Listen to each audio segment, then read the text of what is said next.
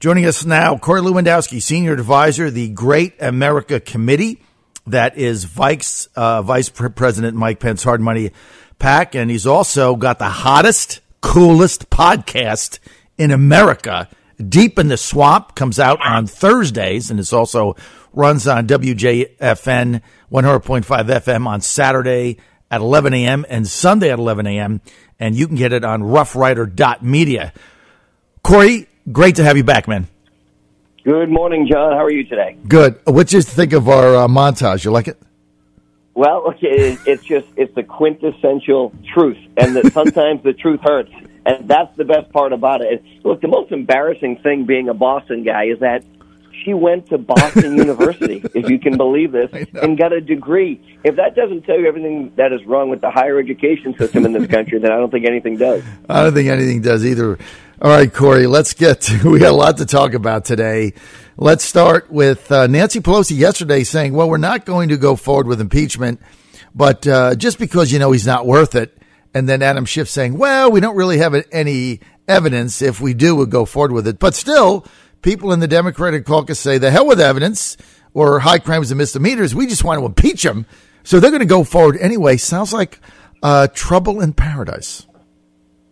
John, they're going to go forward and try and impeach this president. There's no question about it. Nancy Pelosi is simply saying that so when her progressive left caucus, which makes her look like the moderate, does go ahead and tries to impeach the president, she can say, see, I didn't want to do this, because she knows the political reality is this will hurt them at the ballot box in November of 2020. She wants to maintain her speakership, and she knows that if they do go forward with the potential impeachment, she will lose the House of Representatives. There is nothing to impeach the president on, and so her public statements are very clear. We're not going to do this, but her progressive far-left caucus is going to force a vote on impeachment. You mark my words. And how do you think that plays out with the general public?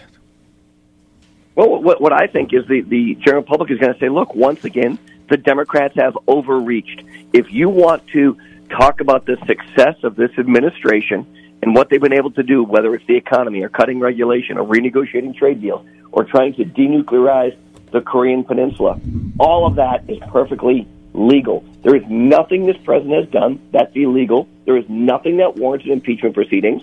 And now what they want to do is they want to go through every single document that he's ever had when he was a private citizen. And look, John, I'm not trying to cause controversy here, but let me just tell you what the double standard is, okay? When Mitt Romney served on the board of the Marriott Corporation, they opened 5 hotels in Russia. Not one word about that ever have we ever heard, either when he was a candidate for President of the United States, when he was a candidate for the U.S. Senate, nothing. Donald Trump looked at a potential deal in Russia, and that's all they want to talk about. Look, a couple of weeks ago, I was flying somewhere, because that's what I always do, and I'm watching Jay Leno's Garage, the television show, and George W. Bush is on, and he's talking about how he had Vladimir Putin in Crawford, Texas, so they could build a better relationship. No one's talking about that anymore, right? They just want to attack this president. That's beyond the pale. I mean, now they're trying to get his tax returns and go back and look at all of his business transactions for the last 20 years. What does this have to do with him being president? I mean, he got elected. What does this have to do with it? It has nothing to do with it. And the difference is this man said, I'm not going to give you my tax returns. There's no obligation to. Just because everyone has done it in the past doesn't mean you have to do it. Everybody has done different things in the past that failed, including, trying to negotiate peace in the Middle East. Everyone's tried to do different things. This president takes a different approach to it. So the House Ways and Means Committee says that they have legal standing to request his tax returns. There is no justification for it. And you know what? This president has already put out his financial disclosure statements. He's done that in accordance with what the laws say. What do people learn about your taxes? The only thing they learn about looking at your taxes is how much money you made in a given year. And let me shock your audience, John. I'm going to shock them right now, okay? Go ahead. Donald Trump is very, very rich. He made a lot of money in a whole bunch of years. So why that's relevant, I don't know. But we know from his financial disclosure statements when he was running for president. Off of the television show The Apprentice alone, he made something like $350 million. Okay? So the only thing a tax return shows you is how much money you made in one given year. Right. That's it. That's it. And then how much taxes you paid on it. And you're supposed to have lawyers and accountants that take advantage of every tax loophole out there, especially in the real estate business. Only an idiot wouldn't do that. I mean, that's the way it's written. You take advantage of it, or you try to pay the minimum taxes you can, like everybody does. Like that would be like just paying the government more money for no reason. Like who would do that? All right. So you work within the bounds of the laws that are out there. Let me just ask you something. 8 committees that are going to start doing subpoenas and investigations, get his tax returns, investigate his business. Can you tell me what that does for a single American worker, how that increases one person's wage or gets them a better job or improves their quality of life? You know it does nothing. And what we saw when the new numbers came out, 3.4% growth in wages, the best numbers in 10 years. Unemployment back under 4%. And Congress wants to go look at Donald Trump's taxes again. Adam Schiff wants to go and interview Michael Cohen for 10 to 14 hours before bringing him to the Hill. Look, John, if you want to talk about hypocrisy, I'd be happy to talk about this because I am the guy, and I've been very public about it, who testified in front of the House committee on 2 separate occasions about this fake Russia hoax witch hunt collusion business, okay? Once for 8 hours and once for 4 hours. Let me tell you what I did not have. I did not have Adam Schiff or his staff sitting down with me for 30 seconds, let alone 14 hours, to prep me on the questions I was going to get asked. Not once was I given that opportunity. Not once when I testified in front of that committee did anybody from either the majority or the minority sit down with me and try and go through my testimony, try and guide me, try and get me to say something, try and tell me what was going to be expected. Zero. You know how I had to do it, John? I had to pay attorneys to do that, and that's what these guys do. So this notion, I saw Adam Schiff put out a statement last night that this is, very common practice that we go and meet with the people who come and testify. He's an absolute and unequivocal liar. Right. Because I can tell you a lot of people sat before that committee, and none of them get those same privileges that Michael Cohen had. It's unbelievable how this has played out. And now the guy is alive. Look, I've told this story many times. The first time I came to Trump Tower when you took me on as the spokesperson for the Trump campaign in Virginia, I went upstairs, and the first thing you said to me is, whatever you do, do not talk to Michael Cohen or go into his office. He tapes everything, and he's nuts. I mean, you told me that the first day I was there. It was the first thing you said to me. So, I mean, the guy is just bad news. And but now he's lied to Congress again. He lies to Congress, then he goes back, and now we understand he lies to Congress again because he said that he didn't want a job in the administration. Corey, everybody knows. You were there. Everybody knows he begged for a job in that administration. Well, he did, and if you look at people who were around Michael Cohen, people who Michael probably considered friends, Dr. Darrell Scott from Cleveland, he put out on his Twitter feed that Michael was asking him, and I know this for a fact, everybody else to talk to the president to hire him. Michael said he didn't want to work in the White House counsel's office. We know that's a lie. He's now been referred for a criminal referral 6 more times for the lies he told while he testified. That was in the open hearing, John, just the open hearing. Right. From that testimony alone, he's been referred for 6 more criminal referrals. Michael's a serial liar, and he's going to go to jail for a long time. He's a rat weasel cockroach, no question. We're with Corey Lewandowski, former campaign manager for the Trump for President campaign, steered him to the nomination.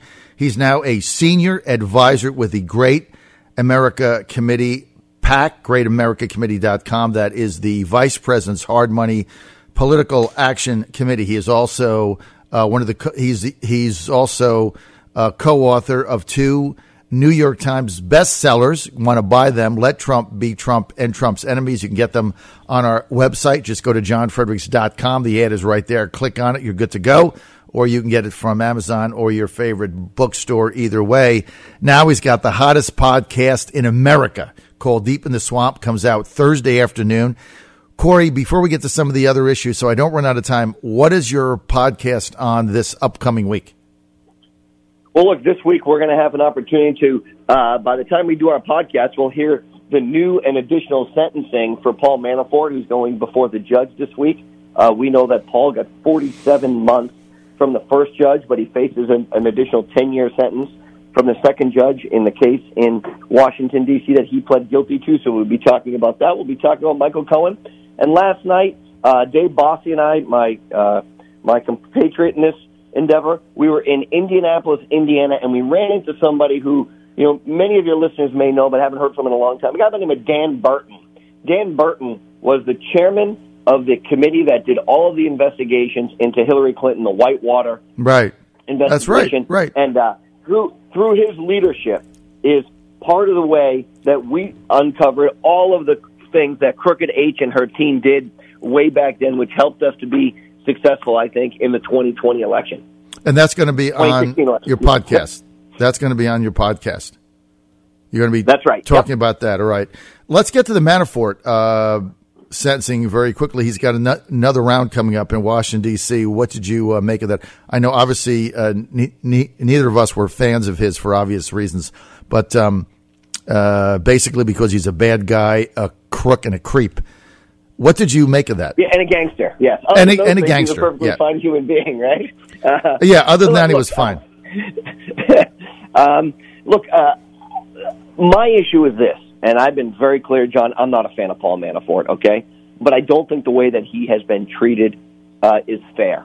And I think that they've gone after him because of his affiliation with President Trump. I think the same is true of Roger Stone, another guy who I'm not a fan of.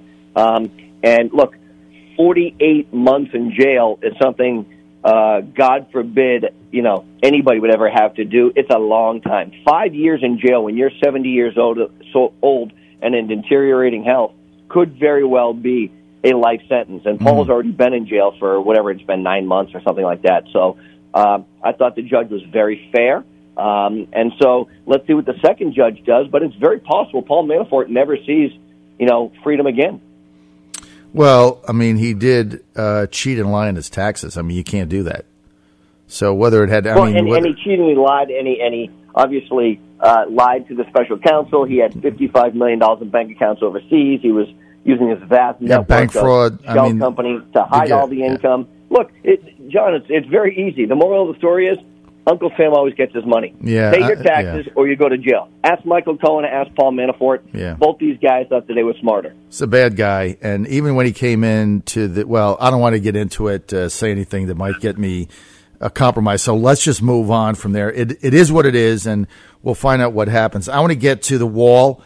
Where are we right now? The president supposedly has $5 billion to start the barrier work. Where exactly are we now with that, Corey? So, John, I've had the opportunity to talk to some of the people in the administration, and they are telling me exactly what the president is saying, which is significant sections of the wall that need to be replaced have been replaced. The construction is now underway for additional sections of the wall, new portions of the wall.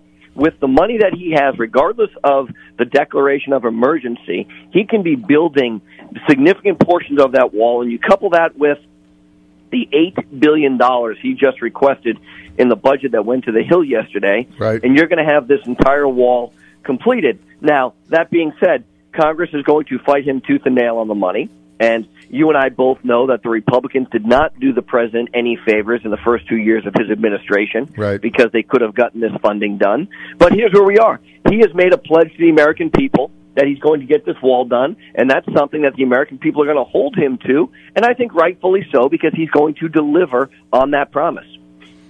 So with the other three, there's of the $8 billion that he originally wanted, Corey, there's only $3 billion in question, and that's part of the national emergency. The other $5 billion is done.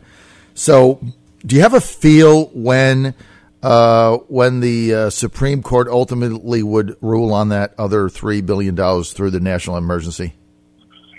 I don't know what their timing is. I think, obviously, the Ninth Circuit had the first opportunity to look at this issue.